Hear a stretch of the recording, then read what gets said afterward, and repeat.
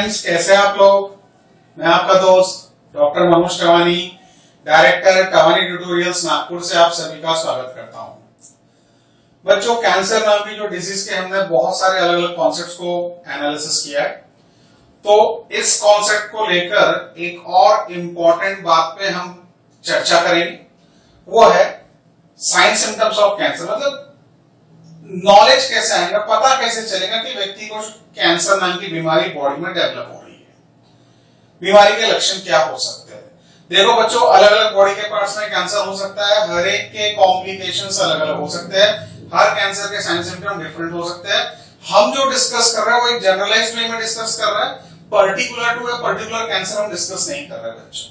We are discussing in the generalised way कि क्या क्या संभावना हो सकती है, क्या क्या चांसेस हो सकते हैं अगर व्यक्ति को कैंसर डिटेक्ट हो रहा है तो उसके साइन सिम्टम्स लक्षण क्या हो सकते हैं।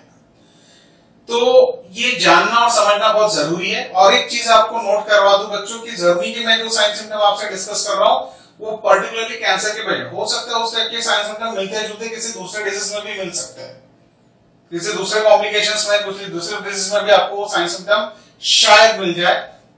इस वजह से ये साइन सिम्टम 100% कैंसर के लिए ही है ऐसा कहना थोड़ा सा डिफिकल्ट हो सकता है, बट कुछ साइन सिम्टम 100% डेफिनेटली कैंसर के पॉइंट ऑफ व्यू से ही सजेस्टिव रहते हैं।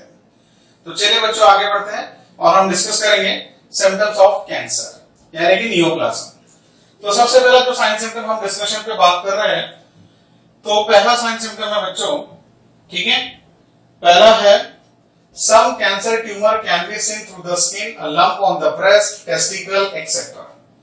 ये जो शब्द है ना बच्चों, लंप, ये बहुत इंपॉर्टेंट शब्द है। आपके बॉडी के किसी सरफेस पे, जरूरी नहीं है ब्रेस्ट पे ही हो, ब्रेस्ट के अंदर भी हो सकता है जिसको ब्रेस्ट कैंसर कहते हैं। स्किन के नीचे कुछ गांठ, एक स्वेलिंग बड़ी सी नजर आ रही है, और ये बड़ी सी लंप या स्वेलिंग या गांठ जो नजर आ रही है ये कैंसर की हो सकती है। वो छोटी भी हो सकती है, बड़ी भी हो सकती है। तो ध्यान देने लायक बात यह है कि लंप यानी कि गांठ यानी कि एब्नॉर्मल मास ऑफ सेल्स का कलेक्शन यानी ट्यूमर की गांठ आपको नजर आ सकती है आपके बॉडी की किसी सरफेस पर। तो ये पॉइंट बहुत इंपॉर्टेंट है, lump found in any part of the body. Then बच्चों ऐसा है skin cancer melanoma. Skin cancer melanoma, melanoma word कहां से आ रहा है? देखो बच्चों ऐसा है कि इसमें जो शब्द है ओमा, तो इससे तो आपको समझ में आ गया होगा हम कैंसर की बात कर रहे हैं, ठीक है ना। और आप ये भी जानते हो कि स्किन के अंदर एक पिगमेंट आता है बच्चों, और उस पिगमेंट का नाम आप भली बात ही जानते हैं, मेलानिन, MELANIN, मेलानिन। ये एक ब्लैक कलर का पिगमेंट है जो हमारे स्किन जनरेट कर रही है बच्चों। तो मेलानिन वर्ड से ये वर्ड आ रहा है मेलाना। तो ये जो स्किन का कैंसर है उसका नाम मेलानोमा क्यों है, ये भी अब आपके ध्यान में आ गया होगा बच्चों। मेलानिन वर्ड से मेलानोमा वर्ड को डिफाइन किया गया है। तो skin cancer melanoma is noted by change in wart or mole on the skin. अब देखिए ये जो वाट और मोल होते हैं इसको आप तिल कहते हैं हिंदी में, या इसके अलावा एक और चीज होता है मस्सा। अब तिल और मस्से में फर्क क्या है वो भी समझ लीजिए बच्चों। तिल जो होता है ब्लैक कलर का एक छोटा सा स्पॉट होता है, एक से ज्यादा भी हो सकता है बच्चों। तो तिल यानी ब्लैक कलर के tiny spots on the skin जो कुछ जगह पे आपके बॉडी सरफेस पे मिल सकते हैं। और मस्सा क्या है? स्किन में छोटे छोटे फुंसी जैसे कुछ एलिवेशंस आ जाते हैं, कुछ आउटग्रोथ्स ऑफ द छोटी छोटी स्किन होती है जिसको मस्सा कहते हैं। तो ये जो वाट और मोल है यानी कि तिल या फिर मस्सा जो है, इनका सरफेस एरिया चेंज हो सकता है, ठीक है। इनका जो रूटीन पैटर्न आप देख रहे थे आपके बॉडी के ऊपर, ये चेंज हो सकता है। नंबर ऑफ वाट और मोल्स इंक्रीज हो सकते हैं, उनका साइज इंक्रीज हो सकता है। So that is an indication कि पर्सन में बी सफरिंग फ्रॉम मेलानोमा यानी कि skin cancer. Then point number 3 in oral cancer. अब ओरल कैंसर यानी माउथ का cancer, one of the popular cancer, white patches are seen inside the mouth और on the tongue. ये बहुत important point है बच्चों। ये जो व्हाइट पैचेस है अगर ये आपके टंग पे नजर आ रहा है, आपके चीक पे नजर आ रहा है, आपके ओरल कैविटी में नजर आ रहा है, तो पॉसिबिलिटी है कि आपको कैंसर हो रहा है या डेवलपिंग स्टेज में है। तो व्हाइट पैचेस और very important indicative features of the oral cavity cancer बच्चों, ये पॉइंट आप अच्छे से नोट करें। तो लंप एक इंपॉर्टेंट फीचर है बच्चों, changes in wart or mole एक इंपॉर्टेंट फीचर है, then white patches on the tongue or on the inner cavity of your buccal cavity. तो ये कुछ इंपॉर्टेंट फीचर्स अभी हमने डिस्कस किए सिम्टम्स ऑफ कैंसर में। आगे देखते हैं मेटास्टेटिक कैंसर जो होते हैं उसका क्या फीचर्स हो सकता है। तो व्हेन कैंसर स्प्रेड्स यानी मेटास्टासिस, मेटास्टासिस वर्ड का मीनिंग तो आपको याद हो ही गया होगा बच्चों। मेटास्टासिस वर्ड का मीनिंग क्या रहता है, ठीक है, कि जब कैंसर बॉडी में एक ऑर्गन से दूसरे ऑर्गन में फैलना चालू होता है, बॉडी के अलग अलग हिस्सों में स्प्रेड आउट होना होता है, उसको बोलते हैं metastasis. It shows the following symptoms, क्या सिम्टम्स आपको देखने को मिल सकते हैं। सोलन और एनलार्ज लिम्फ नोड्स, बहुत बहुत इंपॉर्टेंट फीचर है बच्चों। आपके लिम्फ नोड्स जो है, जो कि नॉर्मली पाल्पेबल नहीं होते, मतलब जब उसको आप टच करेंगे तो आपको महसूस नहीं होते हैं। अब लिम्फ नोड्स कहां पे नॉर्मली पाल्पेबल हो सकते हैं, जहां पर आपको टच करने पर महसूस हो सकते हैं, गले में होते हैं, कान के बैक साइड में होते हैं, ठीक है, ग्रॉइन रीजन में होते हैं, आपके नी जॉइंट के बैक साइड में होते हैं, आपके एब्डोमेन के अंदर होते हैं। ऐसे कुछ लोकेशंस है जहां पर लिम्फ नोड्स आपको मिल सकते हैं जो पाल्पेबल है, मतलब उसको टच करने पर वहां गांठ महसूस हो सकती है बच्चों। तो लिम्फ नोड्स के अंदर आपको स्वेलिंग मिलने के चांस है, जिससे आपको अनुमान होता है कि कैंसर बॉडी में फैल रहा है। क्यों? क्योंकि आपको याद होगा मैंने आपसे कहा था ब्लड सर्कुलेटरी सिस्टम और लिम्फेटिक सिस्टम से कैंसर सेल बॉडी में फैलते हैं। तो लिम्फ नोड में अगर अटक गए तो लिम्फ नोड में ये प्रॉब्लम्स आपको देखने को मिल सकती है। Then if cancer spreads to brain, very important word, if cancer spreads to brain, patient experience vertigo, headache और सीजर्स। ये जो वर्ड है ना, वर्टिगो, हेडेक्स, सीजर्स, मतलब क्या हुआ?